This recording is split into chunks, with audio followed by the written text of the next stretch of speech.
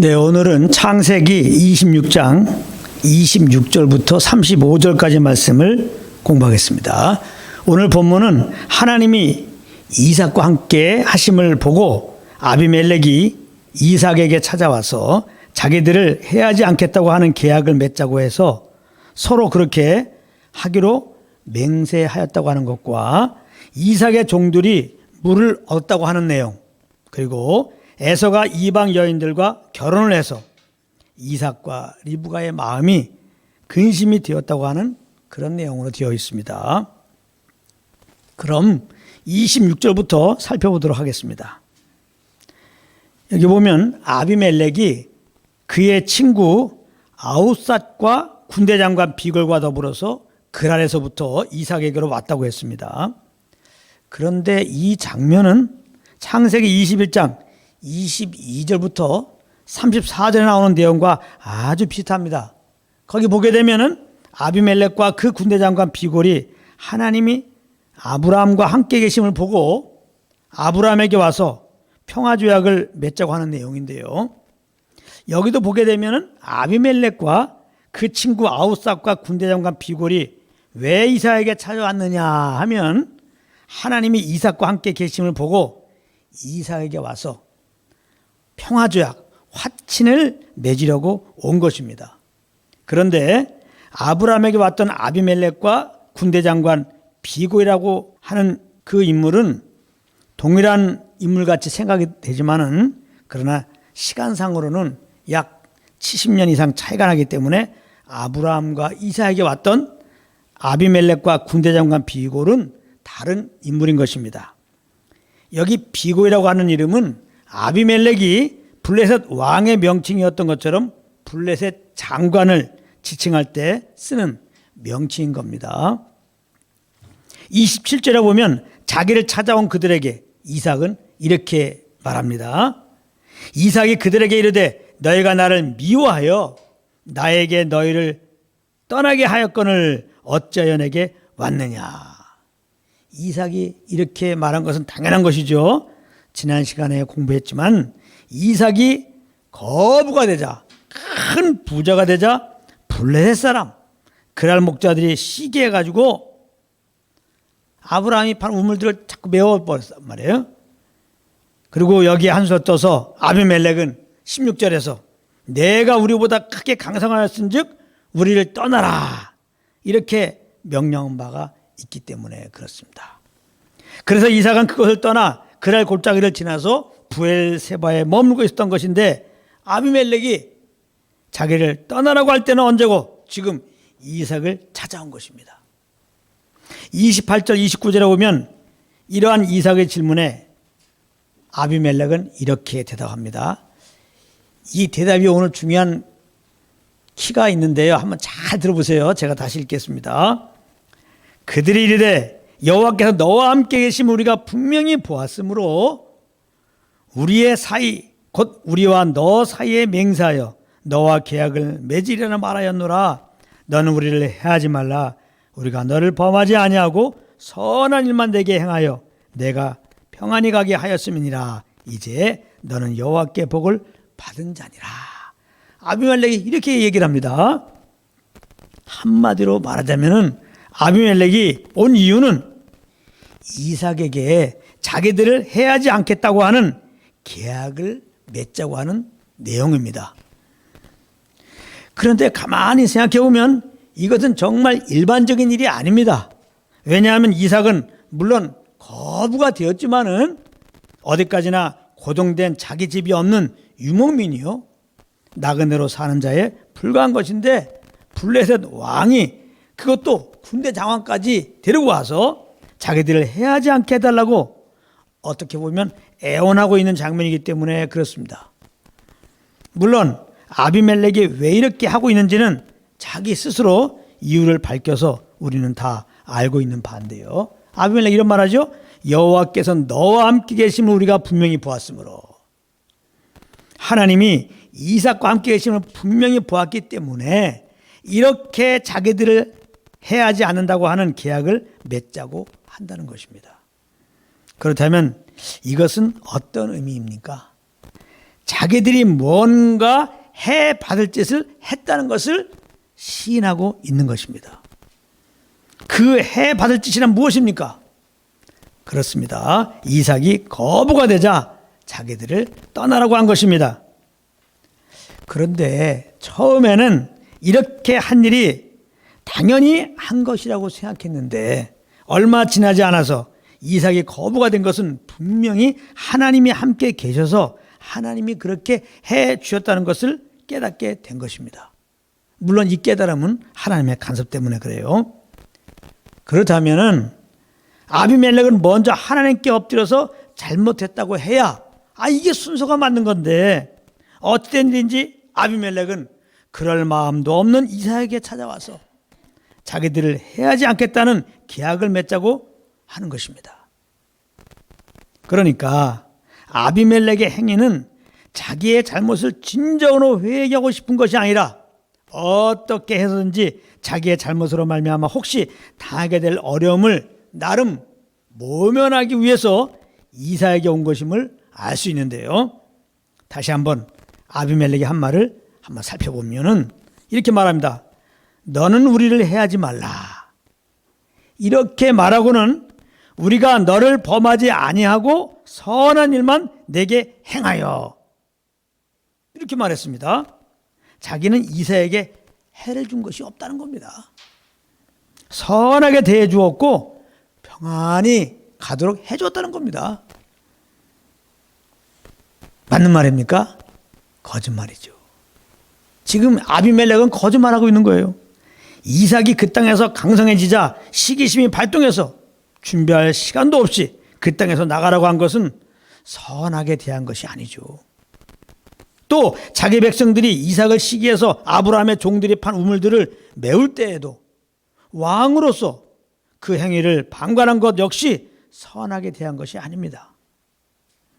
그런데도 아비멜렉은 이렇게 선을 베풀어 주었으니까 이삭, 너도 자기들에게 해를 주면 안 된다고 말하는 것입니다. 자, 이 말 속에는 무엇이 들어있느냐? 만약 자기들에게 해를 가하게 되면 자기들은 가만히 있지 않겠다는 협박의 의미도 들어가 있는 것입니다. 협박까지 하는 거예요. 이삭에게 거짓말하고 협박까지 하는 겁니다. 분명 아비멜렉이 이삭에게 온 것은 이삭과 함께하고 계신 하나님을 알고 자기가 잘못한 것에 대하여 하나님이 벌하실까 두려워서 이삭에게 온 것인데 그 말하는 것을 보면 하나님에 대한 두려움은 어디로 간데없고 자기가 잘못한 건 역시 티끌만큼도 인정하지 않고 있음을 볼 수 있는데요. 이것은 무엇을 말해줍니까? 이게 바로 죄인된 인간의 모습이라는 것입니다. 자기가 지은 죄를 알도 못할 뿐만 아니라 혹 알았다고 해도 절대 회개하지 않습니다. 여러 가지로 핑계를 댄다 이 말입니다. 아담과 하와가 그랬습니다. 그들은 범죄한 이후에 하나님이 찾아오셨을 때 그 잘못한 것을 인정한 것이 아니라 아담은 하나님과 하와에게, 하와는 뱀에게 그 이유를 돌렸던 것입니다. 제가 한번 읽어보겠습니다. 창세기 3장 12절 13절입니다. 아담이 이르되 하나님이 주셔서 나와 함께 있게 하신 여자 그가 그 나무 열매를 내게 주므로 내가 먹었나이다. 여자 때문에 먹었다 이거예요. 여호와 하나님이 여자에게 이르시되 내가 어찌하여 이렇게 했느냐. 여자가 이르되 저 뱀이 나를 꿰므로 내가 먹었나이다. 사람은요 절대 자기 잘못을 인정하지 않습니다. 다 남 탓으로 돌립니다. 그런데 사실 우리도 다 그러므로 그런 자들이었습니다.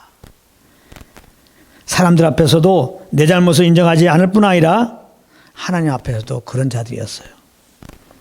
내가 하나님 앞에 죄인이라는 자체를 절대 인정하지 않았습니다.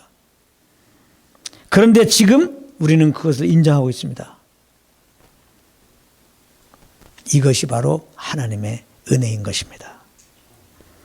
하나님의 은혜는 우리로 죄를 깨닫게 하고 그 죄에서 돌이켜서 주 예수를 믿게 하는 것입니다. 그래서 하나님의 은혜 가운데 거하는 삶이라고 하는 것은 나는 죄에서 자유할 수 없는 존재임을 인정하고 그러므로 항상 나를 신뢰하는 것이 아니라 오직 그리스도만 신뢰하며 사는 삶을 말하는 것입니다. 그리스도만 신뢰하며 사는 삶이 무엇입니까? 성령의 소욕을 쫓아 사는 거예요. 우리 안에 계신 성령과 교통 속에서 그 인도함을 따라 사는 것입니다. 그런 은혜가 여러분들 삶 속에서 넘치기를 예수님의 이름으로 축복합니다. 그런데 30절에 보면 이삭이 그들을 위하여 잔치를 베풀고 함께 자고 31절에 보면 다음날 그것도 일찍 일어나서 서로 맹세를 하고 이삭이 그들을 평안히 보내주었다는 겁니다. 이거 좀 이해가 되지 않는 장면입니다. 아비멜렉이 진정으로 사과를 하지 않았는데 오히려 거짓말을 하고 심지어 협박까지 했는데 그것에 대해서는 일절 묻지도 따지지도 않고 이삭은 그저 아비멜렉과 그 일행을 최선을 다해 섬겨주었고 그들의 요구도 들어주었다는 것입니다. 아니 어떻게 이럴 수가 있을까? 말 그대로 악을 선으로 지금 갚아준 건데요. 그것은 이삭이 사랑이 넘치는 인물이어서 그런 것이 아닙니다. 이삭이 넘치는 하나님의 사랑 가운데 있어서 그렇게 한 것입니다. 이걸 잘 아셔야 돼요. 이삭의 사랑이 많아서 이렇게 선을 베풀어 준 게 아니라 이삭이나 우리나 아비멜렉이나 다 똑같아요. 성경은 나만 알고 내 잘못도 모르고 남 탓하고. 그런데 이삭은 하나님의 사랑을 물씬 받았다 이 말이에요. 이삭 마음에 머물러 있는 하나님의 사랑이 그렇게 이삭으로 하여금 아비멜렉에게 선을 베풀게 한 것입니다. 이게 무슨 말입니까? 지난 시간에 공부했지만 이삭은 르호봇 우물에 이르러서 하나님이 그동안 함께해 주신 은혜를 깨달았던 것이죠. 자기는 그 아래 가서 하나님을 신뢰하지 않고 자기 아내를 누이라고 속인 것밖에 없는데 하나님은 자기를 거부가 되게 해주셨고 그러나 그것이 빌미가 되어 그 지역 사람들로부터 시기를 받아서 자기의 장막을 이리저리 옮겨야 되었지만 그때마다 하나님께서는 판 우물에서 물을 얻게 하셨던 것입니다. 더구나 브엘사바에 올라갔는데 그날 밤 자기가 깨닫고 있는 바를 하나님께서 나타나 말씀해 주셨을 때 그 베푸신 사랑이 너무나 감사해서 이삭은 제단을 쌓고 감사로 여호와 이름을 부를 수밖에 없었다. 우리는 지난 시간에 살펴봤습니다. 이렇게 하나님이 사랑의 강물 속에 있던 이삭이었기 때문에 아비멜렉과 그 일행의 허물을 덮어줄 수가 있었고 그들의 요구대로 평화조약을 체결해 주었고 평안히 보낼 수가 있었다는 것입니다. 여기서 우리가 깨닫게 되는 것은 무엇입니까? 우리가 주님의 사랑을 받은 만큼 그 사랑으로 영혼들을 사랑할 수가 있다는 것입니다. 그러므로 우리는 주님의 그 사랑으로 영혼들을 사랑하기 원한다면 사랑해야죠. 그렇죠. 영혼들을 사랑해야죠. 이게 새 계명이니까요. 내가 너희를 사랑한 것처럼 서로 사랑하라. 그러면 우리를 사랑하신 주님의 그 사랑을 알기로 마음을 정해야 되는 겁니다. 주님의 사랑을 알기에 힘써야 되는 거예요. 먼저 주님의 사랑을 맛봐야 한다는 겁니다. 주님의 사랑을 맛볼 때야 비로소 우리도 주님이 나에게 베푼 그 사랑으로 형제를 사랑할 수가 있기 때문에. 고린도전서 2장 2절입니다. 내가 너희 중에서 예수 그리스도와 그의 십자가에 못 박힌 것 외에는 아무것도 알지 않기로 작정했다. 사도 바울의 고백입니다. 사도 바울이 마음을 딱 정한 게 있어요. 뭘 정했냐? 예수 그리스도만 알기로. 그의 십자가에 못 박힌 그 십자가를 통해 나타난 하나님의 사랑을 하나님의 사랑만 알기로 작정했다는 겁니다. 왜? 그렇게 해야지 그 하나님의 사랑으로 영혼들을 사랑하면서 자기에게 맡겨진 은혜의 복음을 증가할 수 있기 때문에 이렇게 마음을 정한 겁니다. 하나님의 사랑은 예수 그리스도의 십자가로 나타난 것입니다. 로마서 5장 8절입니다. 우리가 아직 죄인 되었을 때에 그리스도께서 우리를 위하여 죽으심으로 하나님께서 우리에 대한 자기 사랑을 확증하셨느니라. 이렇게 말씀하고 있어요. 얼마나 우리를 사랑하였으면, 자, 제가 이렇게 말씀드릴 때 성령으로 말미암아 이 말씀이 여러분들 속에 그냥 화살같이 꽂힌 은혜가 정말 있기 원하는 마음으로 제가 전합니다. 얼마나 우리를 사랑하였으면, 얼마나 우리를 사랑하였으면. 오늘 찬양도 그런 게 있는데, 얼마나 사랑하는지 그 사랑, 얼마나 우리를 사랑하였으면 죄인된 우리를 살리시려고 그 죄 없는 그 사랑하시는 그 아들을, 죄 있는 우리들에게 보내시고 우리 대신 우리의 죄로 십자가에 달려 죽게 하셨을까요? 얼마나 사랑하였으면. 이거는 오직 성령으로만 이 말을 듣는 가운데, 이 말씀을 듣는 가운데 하나님의 사랑이시구나 알게 되는 거예요. 성령으로 이 말씀이 생명되어 오기를 바랍니다. 정말 하나님이 날 사랑하셨구나. 그렇기 때문에 그 아들을 보내신 거구나. 그렇기 때문에 내 대신 그 아들을 십자가에서 죽게 하신 거구나. 그래서 우리는 날마다 예수 그리스도를 바라보면서 우리를 이처럼 사랑하시는 하나님의 사랑을 경험하는, 맛보는, 그 감격 속에 빠지는 그런 은혜가 있기를 바랍니다. 32절, 33절을 보면 이삭은 자기의 종들로부터 자기들이 판 우물에서 물을 얻었다고 하는 소식을 듣고는 그 이름을 세바라고 지었다고 기록하고 있는데요. 이 구절에서 중요한 단어는 뭐냐? 32절 처음에 나온 그날에라고 하는 단어입니다.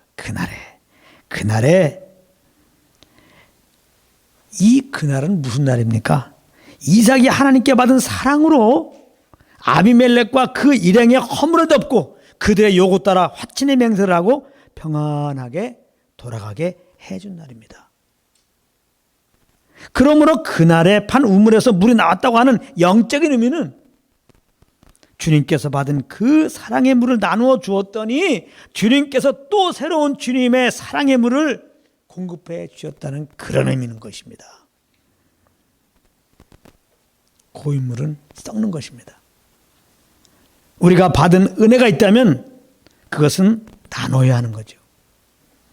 아니, 형제와 나누라고 하나님은 그러한 은혜와 사랑을, 은사를 우리에게 주신 것이죠. 그러므로 우리는 은혜 받은 말씀으로 교제를 나누는 거예요. 받은 은사로 피차 섬기는 것입니다. 그리고 세상 영혼들에게 복음을 전하는 것입니다. 이렇게 성령의 인도하심을 따라 받은 은혜를 나누게 되면 우리 영혼은 주님의 은혜와 사랑을 더 알게 되어서 주님의 기쁨으로 충만하게 된다는 것입니다. 지금 말씀드린 그 의미가 에베소 3장 18절 19절 말씀입니다. 제가 읽어드릴 테니까 한번 잘 들어보세요.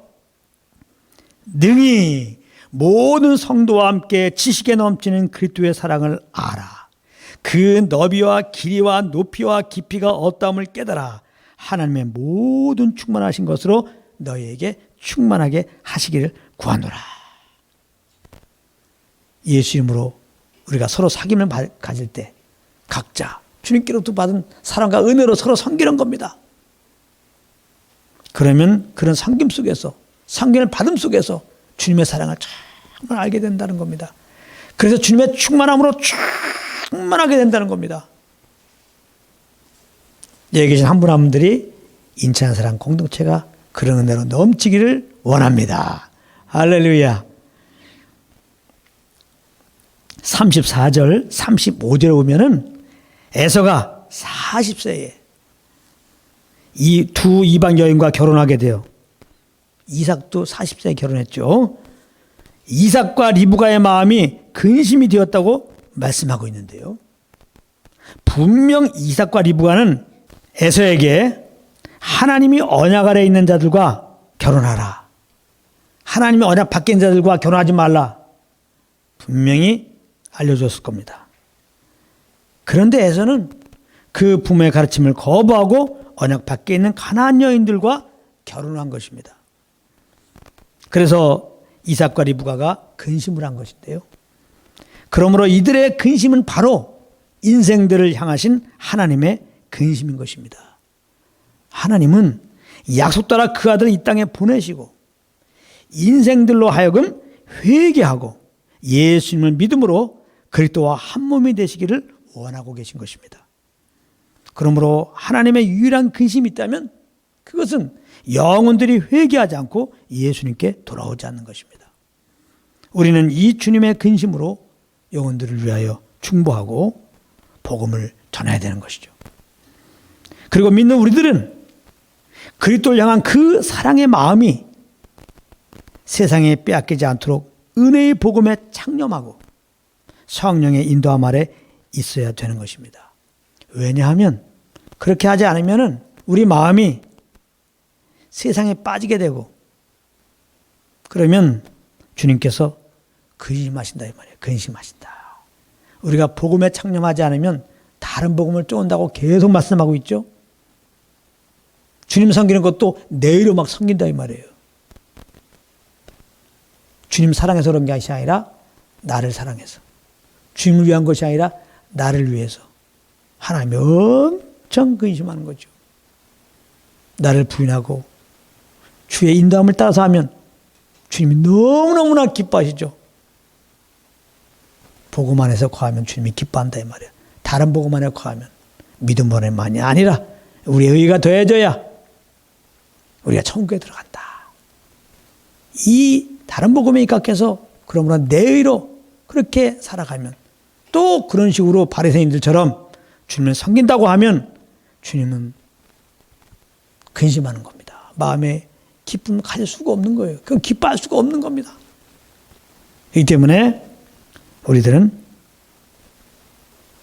우리 신랑 대신 정말 주님만 바라보고 그 주님만 의지하고 그 주님의 인도함을 따라서만 살아야 되는 것이죠. 고린도후서 11장 2절 3절에 이런 말씀이 있습니다. 한번 들어보세요. 내가 하나님의 열심으로 너희를 위하여 열심을 내노니 내가 너희를 정결한 처녀로 한 남편인 그리스도께 드리려고 중매함이로다. 그러나 나는 뱀이 그 관계로 하와를 미혹한 것 같이 너희 마음이 그리스도를 향한 진실함과 깨끗함에서 떠나 부패할까 두려워하노라. 사도 바울이 고린도 성도들 향해서 지금 가지고 있는 그런 마음입니다. 사도 바울이 복음을 증거해서 고린도 교인들이 예수 믿고 이렇게 주님의 자녀가 되어서 주님의 사랑을 알고 정말 주님의 품에 안겨서 그분의 인도함을 따라 살아야 되겠는데 그 마음이 사라지고 자꾸 미혹을 받아서 세상을 바라보고 또 자기를 위해서 자기 영광을 위해서 살아갈까? 그리스도를 향한 진실함과 깨끗함에 떠날까? 부패할까? 지금 두려워하고 있다는 겁니다. 그래서 사실은 이 11장 고린도후서 11장 4절 말씀 보게 되면 그래서 그렇게 하지 않게 해달라고 좀 기도하면서 그들을 바라보고 있었는데 아휴 참 연약해가지고 다른 복음을 쫓는 걸 보는 겁니다. 다른 영을 쫓는 걸 보는 겁니다. 다른 예술 쫓는 걸 보는 겁니다. 너희가 이런 것들을 잘 용납하는구나 그렇게 말하잖아요. 우리가 다른 복음, 다른 영, 다른 예술을 쫓으면 하나님이 너무나 근심하세요. 우리 마음이 사실은 부패된 겁니다. 그러면 언제 다른 영, 다른 복음, 다른 예술 쫓느냐? 복음에 창념하지 않을 때입니다. 복음에. 그래서 모일 때마다 하나님께서는 복음을 증거라고 하는 거예요. 성경에 보면 모일 때마다 성찬을 하라고 그랬죠. 예수님 오심으로 구약의 모든 예식은 다 폐해진 겁니다. 구약에 있는 모든 예식들은 오실 그리스도를 향하고 있는 거예요. 여러 가지 절개제도 있죠. 제사제도 있죠. 다 이것은 오실 예수님의 그림자였던 겁니다. 그래서 창건된 그리스도가 오신 이상 그런 의식들은 아무 필요 없는 겁니다. 정말입니다. 요즘에 자꾸 그런 절기 지키는 일들이 있는데 그거는 할 필요가 없는 거예요. 사실 할 필요가 없는 거예요. 그런데 예수님은 창것으로 오셔갖고 구약의 모든 예식들을 딱 폐하시고는 오히려 두 가지 예식을 모일 때마다 지키라고 합니다. 그 중에 하나가 성찬입니다. 성찬. 이것은 예수님의 십자가의 그 희생을 기념하는 시간입니다. 이것은 무엇을 말하는 겁니까? 모일 때마다 복음을 증가하는 거예요. 말 그대로 성찬 하면서 포도주를 마시고 떡을 떼는 거, 이래 행사하는 것은 의미가 없죠. 그래, 행사를 열심히 하라 그런 게 아니죠. 예수님 분명히 그 의미를 말씀해 주셨어요. 이 피는 내가 십자가에서 흘리신 그 언약의 피다. 이 살은 너를 살리기 위해 내가 십자가에서 죽은 내 몸을 상징하는 거다. 그러니까 이 포도를 마시고 이 떡을 먹을 때 내가 너희를 살리기 위해 흘리신 그 보혈과 그 살을 기억하라는 거죠. 이것이 아니었으면, 내가 십자가에 흘리신 보혈과 그 살이 아니었다면 너희는 죄덩어리 있다는 거죠.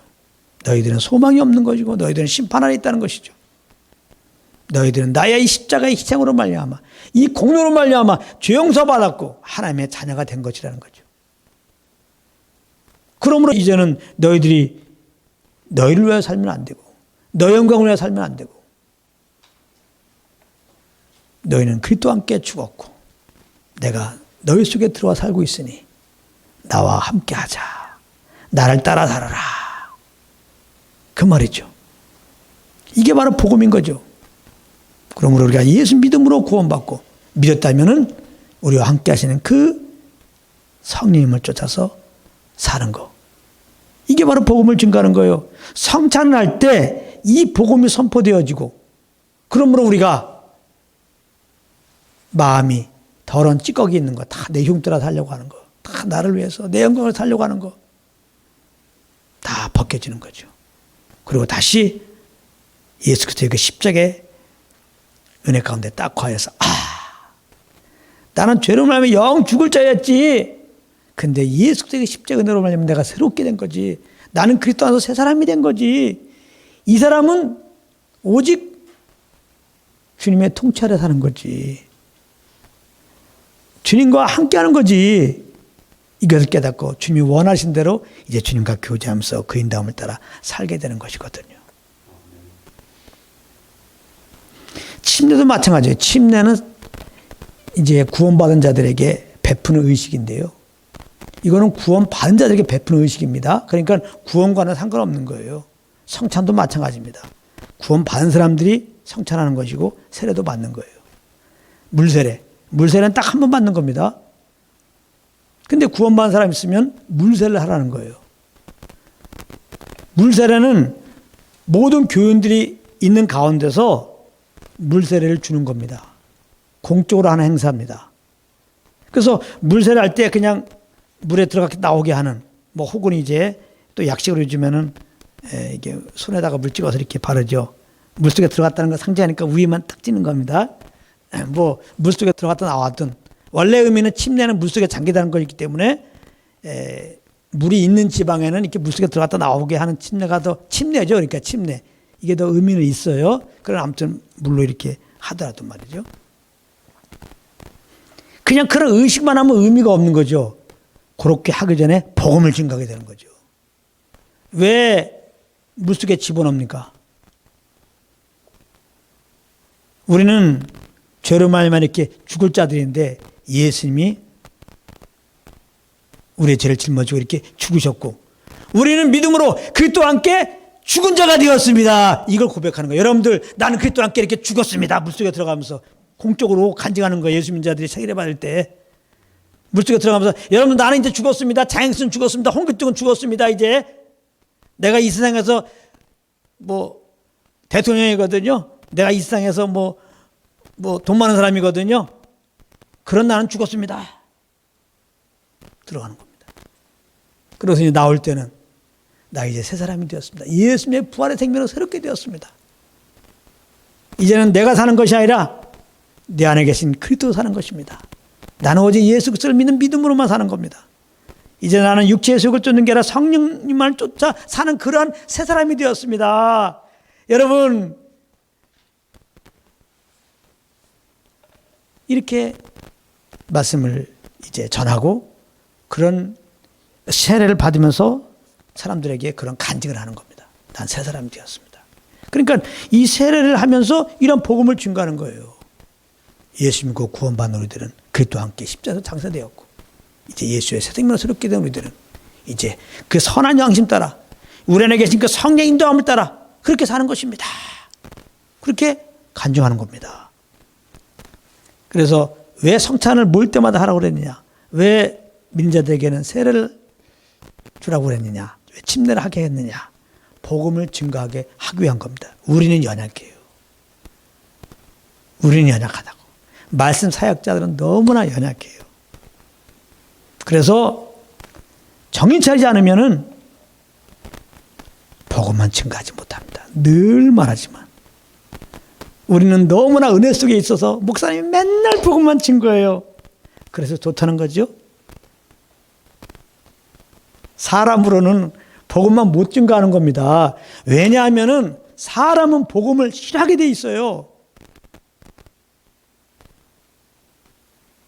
사람들은 다 자기 야망 있잖아요. 자기가 잘 되기 원하잖아요. 복음은 사정없이 그 생각을 깨는 것입니다. 우리가 잘 되기는 우리는 죄덩이라는 겁니다. 그래서 우리는 사망 아래 있다는 겁니다. 근데 하나님이 우리를 사랑해서 그 아들 보내셔서 우리 대신 십자가에 죽으셨다는 겁니다. 그래서 그 죽으시고 부활한 예수를 믿으면 우리는 그리스도와 함께 옛사람이 죽었다는 겁니다. 그러니까 예수 믿고 구원받은 사람들은 지금 계속 말씀드리고 있잖아요. 나를 위하여 내 영광을 사는 것은 맞지 않다는 겁니다. 내 야망을 갖고 있는 게 맞지 않다는 겁니다.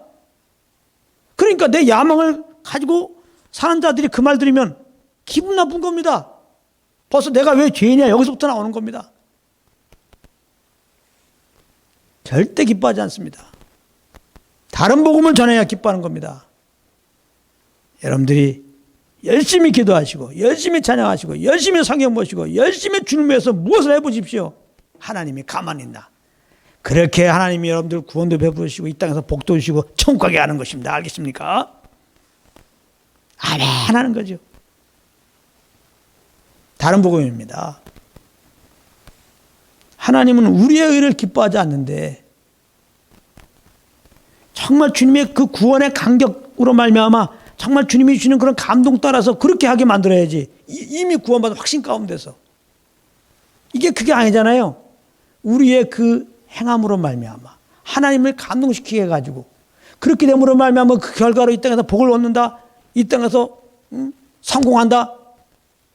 이거는 맞는 게 아닙니다. 이 다른 복음에 대해서 아멘하는 것은 자기 의가 있기 때문에 그래요. 내가 이 땅에서 야망을 가지고 있거든. 성공하고자 하는 야망이 있거든. 근데 다른 복음을 그 마음에 대해서 아주 확증을 시켜주는 거거든요. 아주 성공의 그 지름길을 알려주는 것이 되는 거거든요. 성공하고 싶어? 그럼 주일 잘 나와. 성공하고 싶어? 11주 잘래. 성공하고 싶어? 그러면 저 성경 통독해. 다른 복음에 입각해서 신앙생활하면요, 열심히죠. 겉으로는 엄청 열심입니다. 이 다른 복음을 넓히면요, 모든 종교는 다 다른 복음입니다. 모든 종교는 다 다른 복음이에요. 우리의 선행으로 말미암아 정성을 모아서 신에게 감동해서 뭔가 복받을 수 있다는 거니까요. 그래서 정말 종교적으로 얼마나 열심히 그렇게 사람들이 삽니까? 자, 아랍에서 보게 되면은 막 자살폭탄 테러 있잖아요. 그 어린아이들도 막 그냥 폭탄을 막 허리띠로 두르고 막 자살합니다. 근데 그렇게 자살폭탄 하겠다고 이 테러 집단들이 막 줄 서 있다는 거예요. 잘못된 가르침 때문에. 내 목숨을 버리면 자살폭탄을 탁 터뜨리면은 천국에 가게 되는데 천국에 가면은 술강이 흐른다가 술강이. 마음껏 술 먹을 수 있다는 거예요. 마음대로 여인들을 취할 수 있다는 거예요. 뭐 하면은 천국도 아니지만은 이렇게 내가 자살폭탄 테러를 하면은 모든 종교가 그래요. 우리가 열심히 공덕을 쌓으면, 선악을 하면, 착한 일을 하면 신이 감동한다. 지성이면 감천이다. 이게 다른 복음에 입각한 말이죠. 진리 아닙니다. 공동탑이 무너질 수 있습니다. 그게 복음이에요. 지성이면 절대로 하나님이 감동하지 않습니다. 우리의 지성이면. 그런데 어떤 분은 제가 한번 설교를 들었는데 이런 설교하는 거 봤어요. 예수님이 신령과 진정으로 예배하라. 여러분 이게 무슨 뜻이 압니까? 신령과 진정. 진정. 우리의 진실, 우리의 마음, 우리의 정성을 다해서 드려야 그게 예배입니다. 이렇게만 하더라고요. 어떻습니까? 그렇지 않습니다. 그 진정이란 말은 그런 뜻이 아니에요. In truth, 진리. 영과 진리로, 영은 in spirit, 성령 안에서, 진리 안에서 성령님께서 우리에게 주신 그 감동 따라서 섬기는 게 예배라는 거예요. 너무 다르죠? 그걸 갖다가 인본주의로 해석을 해가지고 우리가 정성을 들이면 하나님 받으신다. 우리가 정성을 들이면 안 받으신다니까요. 바리새인들이 정성으로 주님을 섬긴 자들이에요. 정성으로 말하면 바리새인들 따라갈 자가 없어요. 예수님이 오죽하면 너희가 천국 가고 싶냐? 그러면 바리새인들보다 조금 더 너의 의가 나아야 돼. 그렇게 말했단 말이에요. 이 말은 아예 우리 정성으로 주님께 나가는 것을 방지하려고 그 말씀하신 거예요. 우리의 의가 바리새인보다 더 나을 수가 없어요. 정성으로 말하면 바리새인들이 그냥 정성이야. 율법을 지키는 걸로 말하면 바리새인들은 율법을 지키는 자들이에요. 착한 일을 하는 걸로 말하면 바리새인들은 착한 일을 하고 한 거예요. 주일 성수로 말하면 바리새인들은 주일 성수 참석한 거예요.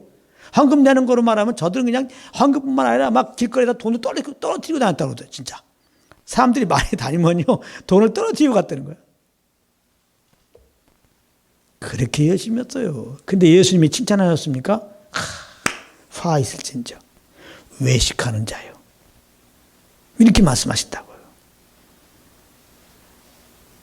절대로 하나님은 우리의 의로 나가는 것을 기뻐하잖아요. 그것은 정말 외식입니다. 말로는 주님을 경배한다고 하지만 그 마음은 뭐예요? 이렇게 내가 해가지고 하나님 감동 주셔서 축복을 받겠다는 거야. 내 지금 성공하고자 하는데 그 성공을 이루겠다는 거 아니에요. 내 성공의 방편으로 하나님을 이용하는 거 아니에요. 지금 하나님이 거기에 속아놓을 것 같습니까? 그리고 우리 연약해서 이 땅에서 복을 주면은 타락을 해요. 배가 떴으면 딴짓하게 돼 있습니다. 그런데 그것도 그렇게 잘못된 태도로 나왔는데 모른 척하면서 그 정성을 보시고 그렇게 뭔가 하나님이 축복해 줄 것 같습니까? 아닌 거예요. 그러니까 요한 2서에서 지난 시간에 우리 공부했지만은 마지막 때는 적그리스도가 너무 많이 나왔단 말이에요. 1세기 때 그렇게 말했다면 지금은 우리 주위가 온통 적그리스도예요. 인터넷과 유튜브 보십시오. 얼마나 쉽게 말씀을 접할 수 있습니까? 그렇기 때문에 적그리스도가 많은 거예요. 그것이 복음을 증거한다면 괜찮겠지만 다른 복음을 증거하면 적그리스도라는 거잖아요. 물론 그러나 저는 금요일도 말씀드렸지만은 다른 복음을 지금 증거하겠다고 다 그 의도가 진짜 영혼들을 망치려고 나는 전한다고 보지 않아요. 다른 복음을 전하는 많은 목사님들도 정말 그 마음은 정말 영혼들을 위해서 정말 밤새서 기도도 하고 그래요. 설교도 쓰면서 정말 그 목표는 영혼들이 잘 됐으면 정말 주님의 기뻐하는 그런 삶을 살고 주님의 기쁨이 되기 원하는 마음으로 저는 그렇게 준비하고 전한다고 봐요. 근데 왜 다른 복음 증거하냐? 몰라서. 은혜의 복음을 몰라서 다른 복음 전하는 거예요. 그러나 어쩌거나 다른 복음을 전하는 그것은 결국은 적그리스도적인 그런 행위가 되는 거예요. 영혼들을 그리스도와 적대게 한단 말이에요. 그리스도와 적대게 한다는 것은 내가 살게 하는 거란 말이에요. 내가 내 열심으로 내 의로 살게 하는 게 그리스도의 적이 되는 거예요. 아시겠어요? 나를 부인하고 오직 그리스도만 신뢰하는 정말 오직 주님만 신뢰하는, 주님 없으면 안 됩니다. 주님을 따라서만 살도록 그렇게 목마름을 갖게 하는 것이 복음인 겁니다. 근데 전제가 되는 거예요. 주님만을 의지하고 살려면 내가 의지하는 걸 내려놔야거든요. 주님을 위해서 살려면 나를 위한 걸 내려놔야 되거든요. 두 마음을 갈 수 없어요. 그렇기 때문에 사실은 성도님들이 온전한 복음 안에 못 가는 겁니다. 자기 욕심들이 있기 때문에. 조금만 잘못하면 다른 복음에 넘어가는 거예요. 아니, 그래도 뭐 우리 교회 다니고 있으니까 우리 교회 목사님인데 뭐. 아, 그래도 유튜브에 보면 뭐 우리 목사님 뭐 조회수도 많고 성도도 많이, 사람들이 많이 있고 구독자도 많고 뭐 방송에도 나오는데 뭐. 근데 그 목사님이 WCC 참석한 목사님이야. 모든 종교에도 구원이 있다고 하는 그 WCC에 참석한 목사님이야. 당연히 다른 복음을 전하겠죠. 근데 그런 건 상관하지 않아. 상관하지 않아. 우리 목사님이니까. 왜? 가만히 생각해 보니까 나에게 유익하거든. 내 귀를 긁어주는 거거든. 나 성공하고 싶은데 이렇게 하면 성공한다고 얘기했으니까. 예수 잘 믿으면 복 받는다고 하니까. 우리 목사님과 아멘 하는 거, 아멘. 믿줘야 번전식으로 생각하는 거예요. 자기 그 마음이 부패되는지도 모르고. 네. 그 영혼에 잘못된 바이러스가 들어간단 말이에요. 순수함이 없어지는 거예요. 정말 예수 그리스도에게 십자가의 그 은혜 하나 때문에 감사가 안 되는 거죠. 주님 한 분으로 만족이 안 되는 거죠. 사실 주님 없어도 되는 거죠. 자기 삶에는 주님을 위한 것이 아니라 나를 위한 거기 때문에요. 그래서 이 분별을 잘해야 되는데, 근데 사실 말씀을 가르치는 분들에게 제일 첫 번째 책임이 있는데, 이렇게 정확하게 복음을 모르면요, 여러분들 정확하게 복음을 알으면 그 열매는 복음만 전하게 돼 있어요. 제가 잘못된 게 아니에요. 복음만 전하지 못하는 것이 잘못된 거예요. 복음을 알면 복음밖에 전할 수가 없어요.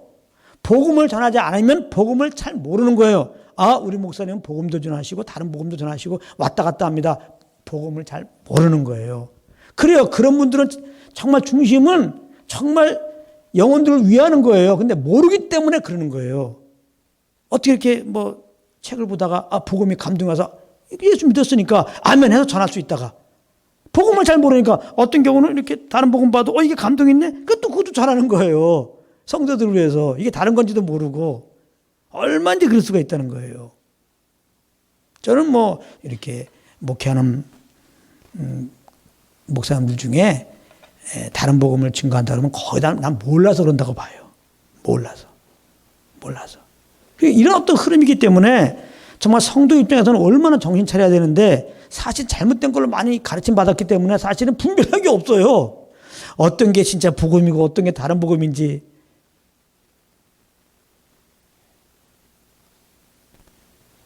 그러면 대책이 없는 거예요. 큰일 난 거예요. 이게 사실은. 물론 그 제대로 이렇게 알려줘도 분별력이 없으니까요. 네. 이런 사태가 지금 이래요. 이렇게 목사님 너무 부정적이게 보지 마시고. 아니에요. 성경에 근데 다 예언되어 있어요. 마지막 때는 젊은 남녀가 이 은혜 복음, 생명의 말씀만 찾으려고 막 이 바다 저 바다 건너 다닌다는 거예요. 요즘으로만 이 유튜브 여기서 자꾸 저기 자꾸 진짜 정말 진리를 갈망하는 하나님이 그런 마음 주셔서 정말 진리, 진짜 진리, 정말 생명의 말씀, 진짜 생명의 말씀, 그게 뭘까? 그런 거룩한 마음 부어주시는 분들이 있다는 거예요. 그래서 막 그걸 좀 누가 그걸 증거하나, 어디서 그걸 증거하나 찾아다녀도 없다는 거예요. 그래서 마지막 때는 물이 없는 가람이 아니고 양식이 없는 주림이 아니고 말씀이 없는 기가 이르렀다고요. 여기서 말하는 말씀은 복음, 은혜의 복음. 마지막 때 믿음을 보겠냐 그러잖아요. 믿음 있는 사람이 없다는 걸 많이. 믿음은 그때의 말씀, 은혜의 복음을 들어야 자연스럽게 믿음이 생기는 거예요. 다시 말하면 하나님의 아들만 믿게 된단 말이에요. 복음은 그렇게 말하는 거잖아요. 주님만 그러니까 결론은 의지하자. 복음을 들을 때 그런 믿음이 생기는 거예요. 근데 마지막 때는 복음을 안 증거하니까 우리 열심히 주님 섬기자. 예수님 필요 없는 거예요. 내가 하면 되는 거야 그냥. 자꾸 내가 내 힘으로 이런 다그런 복음이 선포되니까 거기 믿음이 안 나오죠. 더욱더 그리스도와 멀어지는 거죠. 그리스도를 말미암아 내가 은혜 받았다. 이 감격, 구원의 감격이 사라지는 거죠. 그래서 이 마지막 때는 정말 구원받은 거에 감사하면서 예수 한 분을 만족하면서 정말 그 영만 쫓아 살기를 원하는 그런 자가 찾기 힘들다는 거예요. 예수님이 사마리아 여인에게 예배 얘기할 때도 그랬잖아요. 나는 지금 7년간 진짜로 예배하는 자를 참 찾고 있다. 왜 찾고 있어요? 없으니까. 여기저기 봐도 있어요. 뭐하러 찾아요? 그냥 너 예배 드리는구나. 격려하지. 없어요. 그런 사람, 그런 무리들이 많이 없다는 거예요.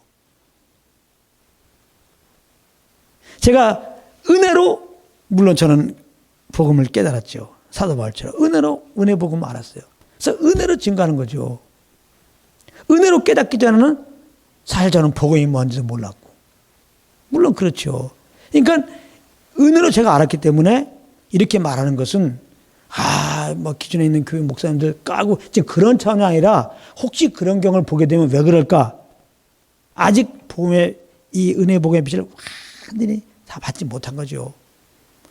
그러니까 주님을 잘 알지 못하고 말씀을 잘 알지 못하고 말씀 증거하다 보니까 이런 일이 벌어지는 거죠.